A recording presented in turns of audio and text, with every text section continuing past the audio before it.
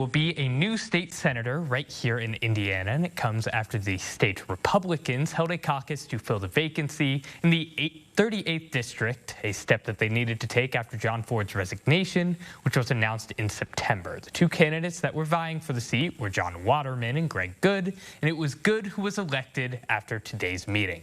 Our Zach Stidham spoke to him following the vote and has more on his reaction as he prepares to serve Hoosiers right here in the Wabash Valley. Zach. Well, after a 56-18 vote in his favor, Goode was overcome with pride and honor as he tries to continue the legacy of Senator Ford.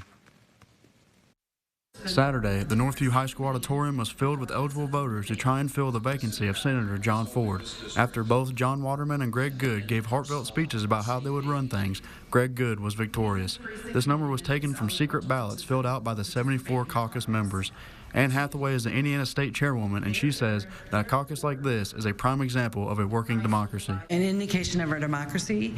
It is how our process is supposed to work with regard to orderly and timely, also making sure that the voters, and in this case they were the precinct committeemen representing the voters throughout the district, had an opportunity to vote to replace Senator Ford.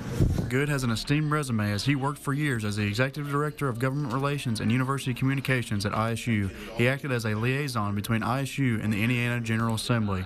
Goode says that he couldn't be more honored to fill the shoes of Senator Ford. Listening to concerns, listening to hopes and dreams, and making the case as to why that we can still build on John Ford's legacy, and I'm deeply honored and humbled to have been provided that opportunity by the people who met this morning.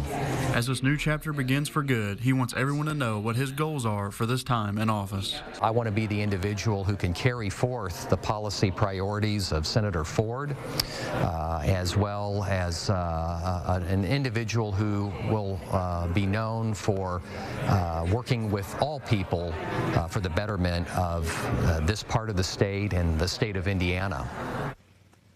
Goode will be sworn into office this week and begin his work immediately. Back to you.